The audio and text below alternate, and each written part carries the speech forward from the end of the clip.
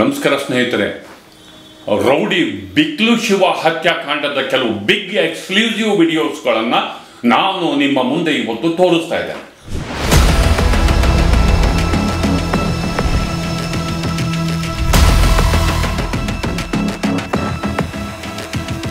ಒಂದು ಈ ಪ್ರಕರಣದಲ್ಲಿ ಶಾಸಕ ಬೈರತಿ ಬಸವರಾಜ್ ಅವರು A5 ಆಗಿದ್ದಾರೆ, ಆರೋಪಿ ನಂಬರ್ 5 ಆಗಿದ್ದಾರೆ. ಅಂದರೆ ಪ್ರಭಾವಿ ವ್ಯಕ್ತಿಗಳೂ ಕೂಡ ಆರೋಪಿಗಳಾಗಿರುವಂತಹ ಒಂದು ಪ್ರಕರಣದ ಬೆನ್ನಟ್ಟಿ ಹೋದಾಗ ಇಡೀ ಒಂದು ಸಾಮ್ರಾಜ್ಯವೇ ಹೇಗೆ ಪ್ರತಿಷ್ಠಾಪಿಸಲ್ಪಟ್ಟಿದೆ ಅನ್ನೋದು ನಮಗೆ ಗೊತ್ತಾಗ್ತಾ ಇರುತ್ತೆ. ಅಂದರೆ ಇಡೀ KR ಪುರಮನ್ನೇ ರೌಡಿಗಳ ಅಡ್ಡೆಯನ್ನಾಗಿ ಹೇಗೆ ಪರಿವರ್ತಿಸಲಾಗಿದೆ ಅನ್ನೋದಕ್ಕೆ ಬಿಕ್ಲು ಶಿವ ಹತ್ಯಾಕಾಂಡ ಮತ್ತು ಜಗ್ಗ ಪರಾರಿಯಾಗಿರುವಂತಹ ಘಟನೆಗಳೇ ಸಾಕ್ಷಿ ಇರುತ್ತೆ.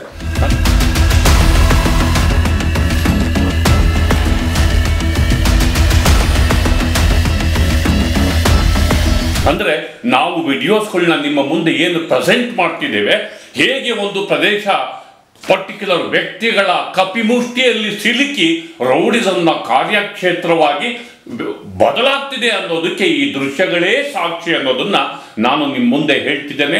ಈ ಎಲ್ಲ ವಿಚಾರದ ಬಗ್ಗೆ ಇಂದಿನ ಮಾತು ಮಂಥನ. ಸ್ನೇಹಿತರೆ, ಗೆಳೆಯರೆ, ಒಂದು ದೃಶ್ಯವನ್ನ ನಾನು ನಿಮಗೆ ತೋರಿಸ್ತಾ ಇದ್ದೇನೆ. ಆ ದೃಶ್ಯವನ್ನ ನೋಡಿ. ಈ ದೃಶ್ಯದಲ್ಲಿ ಬಿಕ್ಲು ಶಿವ ಹತ್ಯಾಕಾಂಡದ ಅಕ್ಯೂಸ್ ನಂಬರ್ 1 ಜಗ್ಗ ಅಲಿಯಾಸ್ ಜಗದೀಶ್ ತನ್ನ ಬೆಂಬಲಿಗರ ಜೊತೆಗೆ ಚರ್ಚೆಯನ್ನ ಮಾಡ್ತಿದ್ದಾನೆ. ತನ್ನ ಬೆಂಬಲಿಗರ ಜೊತೆಗೆ ದೀರ್ಘ ಚರ್ಚೆಯನ್ನ ಮಾಡ್ತಿದ್ದಾನೆ. ಈ ಬೆಂಬಲಿಗರು ಬೇರೆ ಯಾರೂ ಅಲ್ಲ, ಬಿಕ್ಲು ಶಿವ ಹಂತಕರು. ಈ ಜಗ್ಗ ಬೇರೆ ಯಾರೂ ಅಲ್ಲ, ಶಾಸಕ ಬೈರತಿ ಬಸವರಾಜ್ ಅವರ ತೀರ ಸಮೀಪವರ್ತಿಯಾದಂತಹ ವ್ಯಕ್ತಿ. ಹಾಗಾದ್ರೆ ಈತ ಈ ಹೋಟ್ಲಲ್ಲಿ, ಈ ಬಾರಲ್ಲಿ ಏನ್ ಮಾಡ್ತಿದ್ದಾನೆ? ಇದು ಮುಖ್ಯವಾದಂತಹ ಪ್ರಶ್ನೆ. ಬಿಕ್ಲು ಶಿವ ಹತ್ಯೆಗೆ ಕೇವಲ 1 ಗಂಟೆ ಮೊದಲೇ ಇಲ್ಲಿ ಈ ಹತ್ಯಾಕಾಂಡದ ಮಾಸ್ಟರ್ ಮೈಂಡ್ ಅನ್ನಿಸಿಕೊಂಡಂತಹ ಜಗ್ಗ ಬಾರ್ ಒಂದರಲ್ಲಿ ನಡೆಸುತ್ತಿರುವಂತಹ ದೃಶ್ಯದ CCTV ವಿಡಿಯೋಸ್. ಇದರಲ್ಲಿ ಹತ್ಯಾಕಾಂಡದಲ್ಲಿ ಭಾಗಿಯಾದ ಎಲ್ಲ ಪ್ರಮುಖರಿದ್ದಾರೆ. ಇಲ್ಲಿ ಗಂಭೀರವಾದ ಚರ್ಚೆ ನಡೀತಾ ಇದೆ. ಈ ದೃಶ್ಯಗಳನ್ನ ನೋಡಿ, ಕೆಲವು ಡೈರೆಕ್ಷನ್ಸ್ಗಳನ್ನ ಕೊಡ್ತಿರುವಂತಹ ವಿಡಿಯೋಸ್ ನಮಗೆ ಕಾಣಿಸುತ್ತೆ, ಕೆಲವು ಮಾತುಕತೆ ನಡೆಸ್ತಿರುವಂತಹ ವಿಡಿಯೋಸ್ ಕಾಣುತ್ತೆ, ಗಹನವಾದ ಚರ್ಚೆಯಲ್ಲಿ ತೊಡಗಿರುವಂತಹ ವಿಡಿಯೋಸ್ ಕಾಣಿಸುತ್ತೆ. ಅವರು ಮಾತುಕತೆಯನ್ನ ನಡೆಸ್ತಾರೆ. ಈ ವಿಡಿಯೋ ಸುದೀರ್ಘವಾಗಿ ಹತ್ಯೆಗೆ ಮುನ್ನ ಹೇಗೆ ಬಹಿರಂಗವಾಗಿಯೇ ಒಂದು ಬಾರಲ್ಲಿ ಒಂದು ಸ್ಕೆಚ್ ನಡೀತು, ಒಂದು ಪ್ಲಾನಿಂಗ್ ಹೇಗೆ ನಡೀತು ಅನ್ನೋದಕ್ಕೆ ಈ ವಿಡಿಯೋಗಳೇ ಸಾಕ್ಷಿಯಾಗುತ್ತೆ.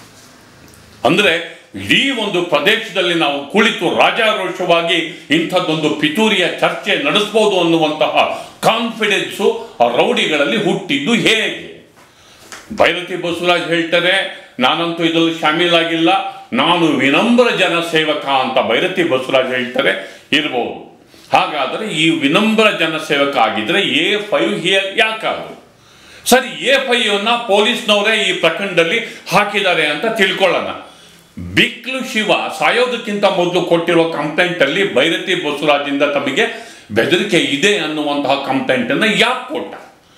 ಇದು ಚರ್ಚೆಗೆ ಈಡಾಗುವಂತಹ ವಿಚಾರ. ನಾನು ಅವರನ್ನ ಆರೋಪಿ ಎಂದಾಗ್ಲಿ ಈ ಪ್ರಕರಣದಲ್ಲಿ ಹತ್ಯಾಕಾಂಡದಲ್ಲಿ ಶಾಮೀಲಾಗಿದ್ದಾರೆ ಅನ್ನೋ ಮಾತನ್ನ ನಾನು ಖಡಾಖಂಡಿತವಾಗಿ ಹೇಳ್ತಾ ಇಲ್ಲ.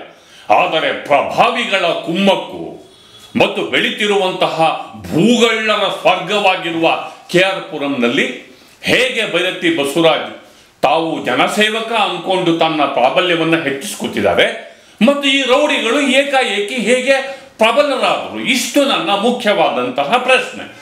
ಆಯ್ತಾ? ಇದಾದ 10-15 ನಿಮಿಷದಲ್ಲಿ ಅಥವಾ ಅರ್ಧ ಗಂಟೆ, ಮುಕ್ಕಾಲು ಗಂಟೆನಲ್ಲಿ ಹತ್ಯೆ ಆಗುತ್ತೆ. ಬಿಕ್ಲು ಶಿವನ್ನ ಕೊಚ್ಚಿ ಹೊಡೆದಾಗ್ತಾರೆ. ಬಿಕ್ಲು ಶಿವ ಕೊಚ್ಚಿ ಹತ್ಯೆಯ ಬಳಿಕ ಏನಾಗುತ್ತೆ ಗೊತ್ತಾ?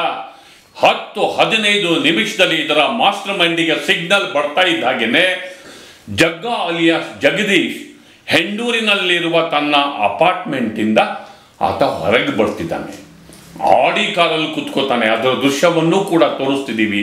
ಆಡಿ ಕಾರಿಂದ ಆತ ಪರಾರಿಯಾಗ್ತಾನೆ. ಅವರಿಗೆ ಕಮ್ಯುನಿಕೇಶನ್ ಸಿಕ್ಕ ಬಳಿಕ ಪರಾರಿಯಾಗ್ತಾನೆ. ಅಂದರೆ ನಾವು ಇದನ್ನ ಮಾಡಿ ನಾವು ತಪ್ಪಿಸ್ಕೋಬಹುದು ಅನ್ನೋ ಕಾನ್ಫಿಡೆನ್ಸು, ಅಥವಾ ಎಲ್ಲೋ ಹೋಗಿ ನಾವು ಹೆಂಗೂ ಬಚಾವಾಗ್ಬೋದು ಅನ್ನುವಂತಹ ಕಾನ್ಫಿಡೆನ್ಸು. ಇದಾದ ನಂತರ ಕಾರು ಚೆನ್ನೈಯತ್ತ ಚಲಿಸುತ್ತೆ. ಚೆನ್ನೈ ಕಡೆ ಹೋಲುತ್ತೆ. ಇದು ಟೋಲ್ಗೇಟ್ ಹತ್ರ, ಹೊಸೂರು ಟೋಲ್ಗೇಟ್ ಹತ್ರ ಜಗ್ಗ ಅಲ್ಲಿಯ ಜಗದೀಶನ ಕಾರು ಟ್ರೇಸ್ ಆಗುತ್ತೆ. ಅದರ ದೃಶ್ಯವನ್ನು ಕೂಡ ನಾವು ನಿಮಗೆ ಮುಖ್ಯವಾಗಿ ತೋರಿಸ್ತಾ ಇದ್ದೀವಿ. ಅದರ ದೃಶ್ಯಗಳನ್ನು ಕೂಡ ನಾವು ತೋರಿಸ್ತಿದ್ದೀವಿ. ಆತ ಚೆನ್ನೈಗೆ ಹೋಗ್ತಾನೆ, ಚೆನ್ನೈಯಿಂದ ದುಬೈಗೆ ಹೋಗ್ತಾನೆ, ದುಬೈಯಿಂದ ಎಲ್ಲಿ ಹೋಗಿದಾನೋ ಅನ್ನೋ ಮಾಹಿತಿ ಇಲ್ಲ. ಅಂದರೆ ಒಂದು ಪ್ರಭಾವಿ ಸಾಮ್ರಾಜ್ಯದಲ್ಲಿ ಯಾರನ್ನಾರು ಹತ್ಯೆ ಮಾಡಿ ನಾವು ತಪ್ಪಿಸ್ಕೋಬಹುದು ಎನ್ನುವಷ್ಟು ಪ್ರಭಾವ, ಅನ್ನುವಷ್ಟು ಧೈರ್ಯ ಇವರಿಗೆ ಎಲ್ಲಿದ್ದ ಬಂತು? ಇದು ನನ್ನ ಪ್ರಶ್ನೆ. ಯಾರು ಇನ್ವಾಲ್ವ್ ಆಗಿದ್ದಾರೆ, ಇನ್ವಾಲ್ವ್ ಆಗಿಲ್ಲ ಅನ್ನೋ ವಿಚಾರನ ನಾನು ಸದ್ಯಕ್ಕೆ ಹೇಳೋದಿಲ್ಲ. ಇದಾದ ನಂತರ ನಮ್ಮ ಕಣ್ಣಿಗೆ ಬೀಳುವಂತಹ ವ್ಯಕ್ತಿ ಯಾರು? ರೌಡಿ ಕಿರಣ್, ಈ ಪ್ರಕರಣದ ಒಬ್ಬ ಪ್ರಮುಖ ಆರೋಪಿತ. ಆ ರೌಡಿ ಕಿರಣ್ ನಿವಾಸಕ್ಕೆ ಪೊಲೀಸರು ಲಗ್ಗೆ ಹಾಕಿದ ಸಂದರ್ಭದಲ್ಲಿ ಮಲಯಾಳಿಯ ಅಜಿತ್ ಅನ್ನೋ ಬಗ್ಗೆ ಕೆಲವು ದಾಖಲೆಗಳು, ಕೆಲವು ಮಹತ್ವದ ವಿವರಗಳು ಪೊಲೀಸಿಗೆ ಲಭ್ಯ ಆಗುತ್ತೆ. ಈ ಮಾಹಿತಿಯನ್ನು ಆಧರಿಸಿ ಪೊಲೀಸರು ಮಲಯಾಳಿ ಅಜಿತ್ಗೆ ನೋಟಿಸನ್ನು ಕೊಡ್ತಾರೆ. ವಾಟ್ಸಪ್ಪಲ್ಲಿ ನೋಟಿಸ್, ಅದನ್ನು ಟ್ರೇಸ್ ಮಾಡೋದಕ್ಕೆ ಪ್ರಯತ್ನ ಪಡ್ತಾರೆ. ನೋಟಿಸ್ ಕೊಟ್ಟಂತಹ ಸಂದರ್ಭದಲ್ಲಿ ಆತ ಸಿಗೋದಿಲ್ಲ. ವಾಟ್ಸಪ್ಪಲ್ಲೇ ಆತ ಉತ್ತರ ಕೊಡ್ತಾನೆ, ನಾನು ಅಡ್ವೊಕೇಟ್ ಇದ್ದೀನಿ, ಹೈಕೋರ್ಟ್ ಅಡ್ವೊಕೇಟ್, ನಾನು ಹೈಕೋರ್ಟಿನ ಅಡ್ವೊಕೇಟ್, ಮತ್ತು ನನಗೂ ಈ ಕೊಲೆಗೂ ಜಗ್ಗನಿಗೂ ಬಿಕ್ಲು ಶಿವನಿಗೂ ಏನೇನೂ ಸಂಬಂಧ ಇಲ್ಲ, ಯಾವುದೇ ಸಂಬಂಧ ಇಲ್ಲ. ನೀವು ನನ್ನನ್ನು ಈ ಪ್ರಕರಣದಲ್ಲಿ ಸಿಲುಕಿಸಲು ಯತ್ನಿಸಿದರೆ ನಾನು ನಿಮ್ಮ ಮೇಲೆ ಕಾನೂನು ಕ್ರಮ ಕೈಗೊಳ್ತೇನೆ. ಇದು ಮಲಯಾಳಿ ಅಜಿತ್ ಪೊಲೀಸರಿಗೆ ಕೊಟ್ಟಂತಹ ಉತ್ತರ. ಇದಾದ ನಂತರ ಆತ TC ಪಾಳ್ಯದಲ್ಲಿ ವಿ ಸಿನಿಮಾಸ್ ವಿ ಗ್ರೂಪ್ ಅನ್ನುವ ಒಂದು ಕಚೇರಿಯನ್ನು ಸ್ಥಾಪನೆ ಮಾಡಿರ್ತಾನೆ. ಆ ಕಚೇರಿಯಿಂದ ಜಾಗ ಖಾಲಿ ಮಾಡ್ತಾನೆ. ಸದ್ಯಕ್ಕೆ ಕೆಲವರು ಅರೆಸ್ಟ್ ಆಗಿದ್ದಾರೆ. A5 ಭೈರತಿ ಬಸವರಾಜ್ ಇದ್ದಾರೆ. A1 ಸಿಕ್ಕಿಲ್ಲ. ಪ್ರಕರಣ ಅಷ್ಟು ಸೂಕ್ಷ್ಮತೆ ಇದೆ. ಪ್ರಮುಖ ಆರೋಪಿತರು ಹೊರಗೆ, ಒಬ್ಬ ತಪ್ಪಿಸ್ಕೊಂಡಿದ್ದು, ಇನ್ನೊಬ್ರು ಓಡಾಡ್ತಾ ಇದ್ರೆ ಸಾಕ್ಷ್ಯಗಳ ಕಥೆ ಏನು? ಸಾಕ್ಷ್ಯ ನಾಶ ಆಗಲ್ವಾ? ಸದ್ಯಕ್ಕೆ CID ಪೊಲೀಸರು ಎಂಕ್ವೈರಿ ಕೈಗೆತ್ತಿಕೊಂಡಿದ್ದಾರೆ.